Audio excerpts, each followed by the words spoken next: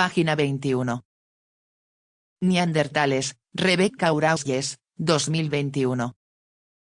La vida, el amor, la muerte y el arte de nuestros primos lejanos. Capítulo 1. La primera cara. 1.2. Zona 0. A todos nos gustan las historias del tipo, ¿cómo os conocisteis? El enrevesado relato de nuestra relación con los neandertales se entreteje con hilos de intuición y perplejidad, alumbrada por la revolución industrial, chamuscada por las guerras, iluminada por tesoros perdidos y hallados. Desde olvidados encuentros hace decenas de miles de años, cuando nos reconocimos como humanos, hasta el descubrimiento relativamente reciente de estos antiquísimos parientes, nuestra pasión no ha cesado. Impacientes por tocar la escarcha y sentir el aliento de los mamuts, resulta tentador activar una máquina del tiempo y emprender raudos un viaje directo hasta el Pleistoceno II. Pero necesitamos situarnos en el punto medio de esta magna e intrincada historia para ver con claridad un principio o un final. Viajemos 5 o 6 generaciones atrás para asistir al nacimiento de la evolución humana como ciencia. Esencialmente narcisista hija de la cosmovisión victoriana, siempre se ha preguntado quiénes somos y por qué. Entre las mayores turbulencias socioeconómicas conocidas hasta entonces, los estudiosos del siglo XIX se devanaban los sesos escudriñando extraños huesos procedentes de cuevas europeas. Los neandertales suscitaron continuas discusiones sobre lo que significaba ser humano. Pocas preguntas más trascendentales pueden plantearse, y más allá de la curiosidad las respuestas revisten suma importancia. Analizar el afán de los primeros prehistoriadores por categorizar a estas desconcertantes criaturas nos ayuda a entender muchas teorías contradictorias y explica las ideas preconcebidas que aún perduran. Esta historia empieza a fines del verano de 1856. La explotación de canteras por la demanda de las pujantes industrias de mármol y cal había devorado la profunda garganta al suroeste de Düsseldorf, un pintoresco y famoso paraje prusiano. En los altos de las paredes rocosas se descubrió una cavidad, la cueva Kleinfeldhofer, tapada por espesos sedimentos que obligaron a barrenar. Los grandes huesos que los obreros arrojaron por la boca de la cueva llamaron la atención de uno de los propietarios de la cantera. Como era miembro de una sociedad de historia natural, supuso que podrían ser restos animales de interés científico y rescató un variado muestrario óseo que incluía una bóveda craneal. El fundador de la sociedad, Johann Carl Fuhlrott, visitó la cantera y advirtió que los huesos eran humanos, además, eran fósiles y, por tanto, debían ser muy antiguos. Parece que el descubrimiento de Feldhofer encendió la imaginación de las gentes del lugar, según se desprende de los periódicos, y los estudiosos más relevantes empezaron a pedir permiso para ver los misteriosos huesos. A principios de 1857 se envió un molde de la bóveda craneal al anatomista Hermann Schaffhausen, de Bonn, cuya mente, por fortuna, estaba abierta a la posibilidad de que se tratara de fósiles humanos. Por último, una caja de madera con los restos, custodiada por Fuhlrott, partió hacia Bonn en ferrocarril. El ojo experto de Schaffhausen reparó enseguida en el gran tamaño de los huesos, especialmente el cráneo, en tanto que otros rasgos como la frente inclinada le recordaron a los simios. Dada su evidente antigüedad y procedencia, se inclinaba a pensar que debían de pertenecer a una especie humana primitiva. Aquel verano, Johann Carl Fuhlrott y él presentaron sus hallazgos ante la Junta General de la Sociedad de Historia Natural de la Renania y Westfalia prusianas. Pocos años después de esta presentación extraoficial en sociedad, otros huesos rescatados por azar se convertirían en el primer fósil humano con nombre científico, Homo neanderthalensis. La historia del término neandertal, tan familiar hoy, está llena de una extraña congruencia. El tal valle, de Neander, morada originaria de los huesos, tomó su nombre del profesor, poeta y compositor de fines del XVII siglo XVII Joachim Neander. de religión calvinista, su fe estaba inspirada en parte por la naturaleza, como el famoso barranco del río Dussel, cuyas maravillas geológicas, farallones, cuevas, arcos fueron tan apreciadas por artistas y románticos que propiciaron una industria turística. Joachim Neander murió en 1680, pero su legado, unos célebres himnos interpretados 3 siglos después en las bodas de diamante de la reina Isabel II, ha perdurado. A principios del siglo XIX, una de las formaciones de la garganta recibió en su honor el nombre de Neanderthole, pero unas décadas después aquellos parajes habrían sido irreconocibles para Joachim. Devorado por la extracción masiva, el barranco desapareció y el nuevo valle fue conocido como el Neandertal. Y ahora viene lo curioso, el apellido de la familia de Joachim era originariamente Neumann, convertido por su abuelo en Neander, siguiendo la moda de adoptar nombres más clásicos. Neumann y Neander significan literalmente hombre nuevo. ¿Podría haber un nombre más adecuado para el lugar donde descubrimos por primera vez otra especie humana? Pero si el caso parecía claro desde el punto de vista anatómico, se necesitaban pruebas de la antigüedad de los huesos. Fuhlrott y Schaffhausen regresaron a la cantera para hablar con los obreros, que confirmaron que los restos se habían encontrado a unos 0,5 m de profundidad entre arcillas intactas. En una interpretación entre bíblica y geológica, para Fuhlrott este dato indicaba una época anterior a la glaciación, lo que otorgaba al esqueleto una enorme antigüedad, y le dio la suficiente confianza para afirmar la existencia de una especie humana extinguida anterior al H. sapiens. Más convergencias. Aquel mismo año de 1859 la comunidad científica se conmocionó por las teorías de la selección natural de Charles Darwin y Alfred Russel Wallace. Pero Feldhofer no alcanzó fama hasta unos 2 años más tarde, cuando su artículo fue traducido del alemán por el biólogo George Busk.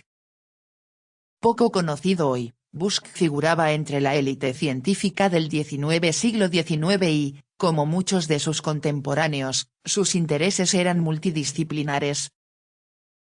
Miembro de la Sociedad Geológica, presidente de la Sociedad Etnográfica y, desde 1858, secretario de Zoología de la Sociedad Linneana, a la vanguardia en el estudio de la biología, Busk añadió un comentario a su traducción en 1861 del descubrimiento de Feldhofer, señalando que la extraordinaria antigüedad de la especie humana quedaba atestiguada por los útiles encontrados en otros lugares junto con animales extintos, y comparó específicamente el cráneo con los chimpancés.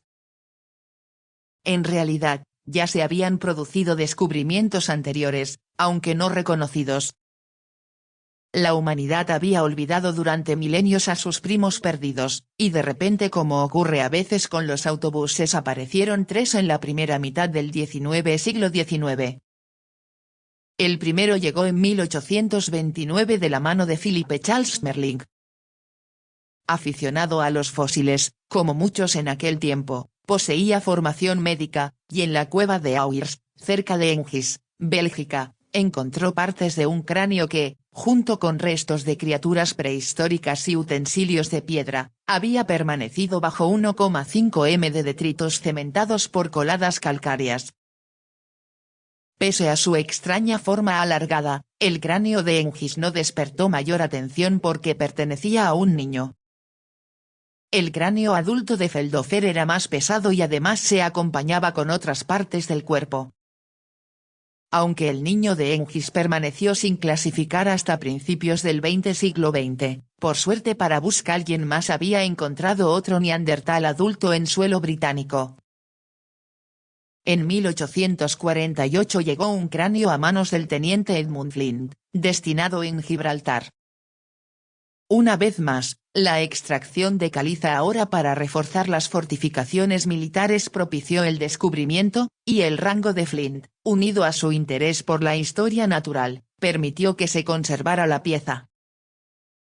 El peñón despunta de la península ibérica como el diente de una enorme hiena, y su flora y fauna despertaron el interés de los compañeros de regimiento de Flint aficionados a la historia natural y miembros de una sociedad científica de la que él era secretario. Las actas del 3 de marzo de 1848 dejan constancia de que presentó un cráneo humano procedentes de la cantera de Forbes, situada por encima de la batería artillera del siglo XVIII.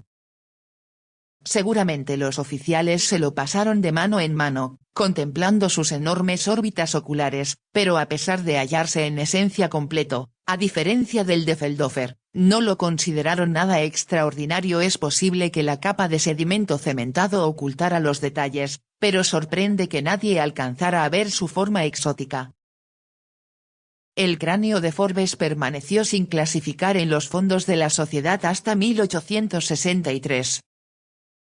En diciembre de aquel año, Thomas Hodgkin, médico visitante interesado en la etnografía, pudo verlo junto con otras piezas de la colección. Puesto quizá en antecedentes por la traducción del informe de Feldhofer hecha por su amigo Busk, él sí apreció algo singular en el cráneo, que probablemente se hallaba al cuidado del capitán Joseph Frederick Brome, respetado anticuario gibraltareño y gobernador de la prisión militar. Apasionado por la geología y la paleontología, Brome llevaba varios años enviando a Busk hallazgos de sus propias excavaciones, y así el cráneo de Forbes partió en barco hacia Gran Bretaña, a donde llegó en julio de 1864. Busk debió percatarse al momento de que la gran nariz y el prognatismo facial guardaban un extraordinario parecido con los rasgos que apuntaba el cráneo de Feldhofer, que constaba solo de la bóveda craneana más parte de una órbita ocular. También supuso que estas gentes desaparecidas debieron haber vivido desde el Rin hasta las columnas de Hércules. Tan solo 2 meses después, el cráneo de Forbes debutó ante la ciencia, aunque hubo quien asistió a un preestreno. Gracias a los hábitos epistolares de los caballeros victorianos, sabemos que el cráneo de Forbes llegó muy probablemente a manos de Charles Darwin a través de un colega paleontólogo de Busk Falconer, porque la mala salud de Darwin le impidió acudir al magno desvelamiento. A este le pareció maravilloso, pero no existe constancia documental de su reacción científica ante los neandertales. Ansiosos por determinar el contexto geológico del cráneo, Busk y Falconer regresaron a Gibraltar antes de fin de año. Lo que vieron les convenció para hacer público que era un prehumano muy antiguo. Sin embargo, el nombre que pretendían dar a la especie, Homo calpicus, no cuajó. William King, exdirector del Museo Hancock de Newcastle y profesor de geología y mineralogía en Galway, había estudiado vaciados de los restos de Feldhofer y, cuando el cráneo de Gibraltar estaba llegando a Gran Bretaña, se publicó el nombre que había propuesto, Homo neanderthalensis. De conformidad con las reglas de primeras peticiones adoptadas por la ciencia, este es el nombre que seguimos usando. Pero la denominación de estos singulares fósiles fue lo menos controvertido. Considerar los miembros extintos de nuestro género, Homo, tuvo implicaciones muy profundas que reverberaron más allá del mundo científico. Enfrentada radicalmente al pensamiento científico occidental del siglo XIX, la idea encontró una enconada oposición. Enseguida se alzaron las críticas de Augustus Franz Joseph Karl Mayer, anatomista retirado, colega de Schaffhausen y creacionista. Mayer afirmaba que los restos pertenecían a un humano enfermo y herido, pero normal. Algo más tarde, en 1874, el eminente biólogo Rudolf Virchow examinó los huesos de Feldhofer y convino en que sus peculiaridades anatómicas podían explicarse si un cosaco con artritis, raquitismo, una pierna rota y las extremidades inferiores arqueadas por su carrera en la caballería se había escondido en una cueva y había muerto. Esto parece hoy disparatado y, paradójicamente, subrayaba lo muy parecidos a los humanos que eran aquellos huesos, pero Virchow era un pionero de la patología celular muy respetado e impulsor de las primeras autopsias sistemáticas, y por eso no extraña su inclinación a interpretar los rasgos anatómicos de Feldhofer como consecuencia de la enfermedad y las heridas, sugiriendo incluso que los prominentes arcos superciliares eran resultado del excesivo fruncimiento del ceño debido a un dolor crónico. Pero Busk era médico también. Las décadas que había pasado en la marina tratando toda suerte de heridas, enfermedades y parásitos lo hacían igual de proclive a ver a los neandertales a través de un filtro patológico, aunque esta tendencia se atemperaba por su formación como zoólogo y su experiencia en la clasificación de especies. Busk estaba seguro de que ninguna enfermedad ni traumatismo podía explicar los rasgos anatómicos que había observado, y señaló con cierta satisfacción que quienes se negaban a aceptar a Feldhofer debían admitir la improbabilidad de que un cosaco enfermo acabara expirando en Gibraltar. Estas acaloradas discusiones se prolongaron hasta bien entrado el siglo XX. La comunidad intelectual de Occidente dudaba cada vez más de que el mundo fuera un reflejo fiel de los relatos bíblicos, así que, en cierto sentido, los neandertales no eran flechas incendiarias que surgían inesperadamente desde la oscuridad. Las revelaciones sobre la naturaleza desde el medievo, desde continentes desconocidos hasta la identificación de cuerpos celestes antes invisibles, obligaron a reconsiderar los conocimientos y la filosofía. Y aunque se conocían fósiles desde hacía milenios, los biólogos del siglo XVIII empezaron a verlos como criaturas que estuvieron vivas y podían estudiarse.